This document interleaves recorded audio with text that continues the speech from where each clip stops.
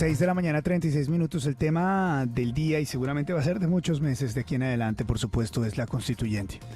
Y el expresidente Santos en las últimas horas ha salido a decir, por favor preparemos el audio, que considera que la constituyente no tiene ni los votos, ni los argumentos, ni los tiempos. Escuchemos. Dicha propuesta es inconveniente, innecesaria y es meterse en un callejón sin salida, porque no existen los tiempos, ni los votos, ni los argumentos. Solo una simple pregunta: ¿qué de la Constitución del 91 es lo que no sirve para hacer lo que hay que hacer? ¿Qué es lo que hay que cambiar? Pues esas declaraciones han generado muchísima controversia en las últimas horas. El santismo está amangualado con Gustavo Petro para sacar adelante la constituyente en cuerpo de Juan Fernando Cristo. El presidente Santos dice: yo no tengo nada que ver con la llegada de Juan Fernando Cristo, estas son dos cosas completamente diferentes. Pero hay otros que no están completamente de acuerdo con él y tampoco le creen, teniendo en cuenta todo lo anterior. ¿Cuál es la visión de otros puntos, de otros lugares supremamente importantes frente a esta constituyente? Saludamos a esta hora al director de la Corporación Excelencia en la Justicia, el doctor Hernando Herrera. Doctor Herrera, gracias por acompañarnos. Buenos días. Buenos días, apreciado Luis Carlos, desde luego a toda la mesa de trabajo y por supuesto a la gran audiencia de la FM. Un placer siempre para mí estar con ustedes. Igual, muchísimas gracias, doctor Herrera. Desde la Corporación Excelencia en la Justicia, ¿ustedes creen que la Constitución del 91 necesita cambiarse? ¿No es suficiente para gobernar? Dijéramos muy enfáticamente, Luis Carlos, que no requiere ninguna modificación. Se olvida quienes patrocinan ahorita esa intentona institucional de convocar un ejercicio para socavar una de las constituciones más trascendentales que ha tenido Colombia y el verdadero tratado de paz, porque ahí sí que estaban representadas todas las fuerzas sociales, políticas y civiles de la ciudad, el gran contenido democrático que ella tiene. En ese sentido, nosotros pensamos que esta constitución, que además, como bien se ha dicho por algunos, llegó como beneficio para todos los ciudadanos y no para la clase política, que trajo grandes beneficios como por ejemplo la creación de la Corte Constitucional, de la Fiscalía, de la acción de tutela. Y lo que se pretende ahora es por la puerta de atrás, por una vía seguramente irregular, modificarla o cambiarla. Desde la Corporación Excelencia en la Justicia nos sumamos entonces a ese clamor ciudadano que indica, según las encuestas, que más del 70% de los ciudadanos rechazan esa idea, y a comunicados muy importantes como los que se están dando a conocer el día de hoy, firmados entre otras por exconstituyentes, como también por centros de pensamiento, como Mejor Así. En el primer caso, más de 10 constituyentes; en el segundo, más de 200 intelectuales, en ministros y magistrados, que rechazan esa idea.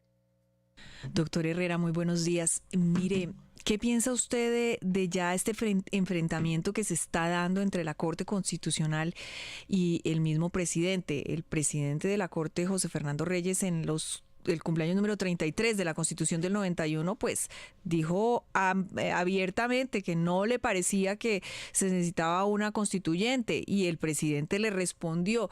¿Qué tan conveniente ve usted estos, digamos, como llaman, choque de trenes, encontronazos entre la Corte Constitucional y el Poder Ejecutivo?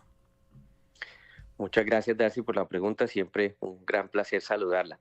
Igualmente diríamos que de la Corporación Excelencia en la Justicia nosotros respaldamos la institucionalidad judicial, que encontramos mucho sentido en lo que el doctor José Fernando Reyes, como presidente de la Corte Constitucional, señaló, y que además es misión de la Corte esa, ser guardiana de la Constitución. Por eso, sus palabras tienen un alcance, un contenido que acompañamos y que esperamos que disuada frente a esa iniciativa, que entre otras, aquí se ha hablado de un sinnúmero de constituyentes sin ningún destino claro.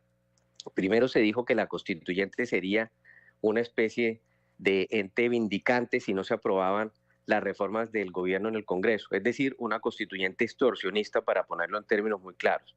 Después se dijo que era para desarrollar supuestamente lo pendiente del Tratado de Paz, es decir, una constituyente resorte que absolutamente todos los juristas serios de este país descalificaron. Y lo tercero, entonces, ahora se nos habla de una constituyente de ciencia ficción, como la planteó el ministro, supuestamente a nivel futurista, para que imponga medidas para el próximo gobierno. Pero también se ha hablado, además de esas constituyentes, en sus diferentes variantes, como los virus del COVID, también se ha hablado específicamente de poder constituyente, y dice el presidente de la República que ese poder no requeriría ninguna convocatoria previa porque supuestamente se está dado por sí mismo, lo cual es abiertamente irregular y vulnera el texto constitucional. Desde todos esos elementos, nosotros además encontramos y hacemos eco a las palabras del doctor José Fernando Reyes, y por supuesto acompañamos esa Corte como a todas las demás en lo que hace ese ejercicio de defensa de nuestra Constitución. Doctor Herrera, con esa confusión de conceptos que usted nos ha mencionado, ¿a usted le sigue quedando claro que el presidente, tras esta confusión que trató de resolver el ministro Cristo, esté interesado realmente en convocar a una Asamblea Nacional Constituyente? ¿O usted cree que, como dijo el ex vicepresidente Vargas Lleras este domingo, lo que va a hacer el presidente es acudir a su concepto del poder constituyente y saltarse la convocatoria con un decreto? Pues si eso fuera así, Santiago, y también agradeciendo la pregunta, se trataría específicamente de subvertir por la vía más espuria nuestra Constitución. La Constitución Nacional, que juramentan todos los funcionarios públicos al posesionarse, señala una sola vía para efectos de ser reformada. Son los artículos 374 y 375 de la Constitución. Y suponen, si es por la vía de la constituyente, 3 peajes. El primero, que impone el Congreso, que por mayorías absolutas debe aprobar ese ejercicio. El segundo, una convalidación de la Corte Constitucional. Y el tercero, una mayoría ciertamente significativa de votantes en cuanto hace al censo electoral, que se aproximan a los 14 millones de votos. Cualquier otro elemento puesto de presente no solamente es inconstitucional, sino anticonstitucional. Y en ese sentido, si aquí de lo que se trata es de convertir a la Constitución en mercancía, en moneda de cambio, encontrará quien tenga esa idea la fuerza ciudadana suficiente para oponerse por las vías obviamente democráticas, no por las vías de hecho que algunos instauran y algunos auspician. La Constitución del 91 es reflejo fundante de nuestra nación. Nos costó muchas vidas, entre otras la de Luis Carlos Galán.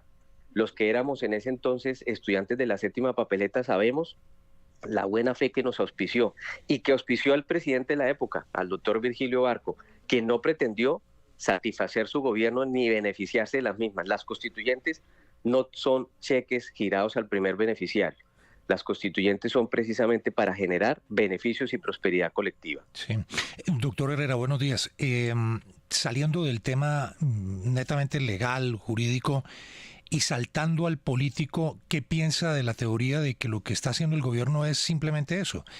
Generar un caballito de batalla que le va a permitir mover las urnas finalmente para mantener el poder en el 2026, para que aparezcan una cantidad de defensores de esa constituyente que le permita generar una idea alrededor de la cual el país se pronuncie en las urnas.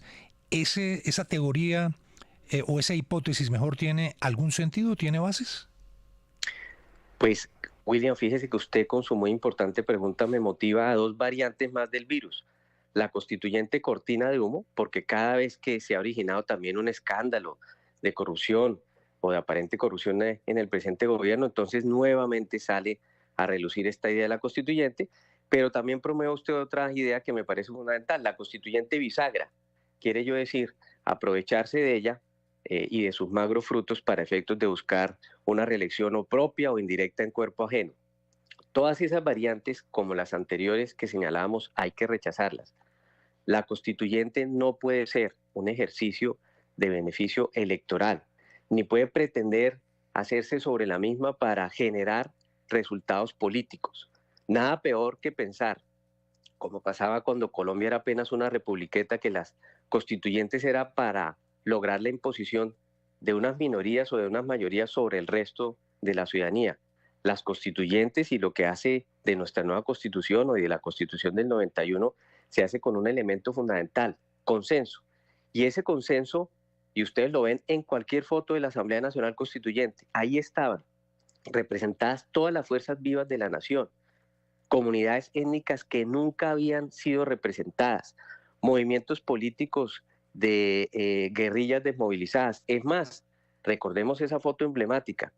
Cuando se promulgó la nueva Constitución, en ese entonces, se dijo a coro por Horacio Serpa Uribe, por Álvaro Gómez Hurtado y por Antonio Navarro Wolf, líder por aquel entonces y supongo que hoy en día en lo que hace del M-19, movimiento que auspició al hoy presidente de la República, señalaron que esa era una constitución para todos.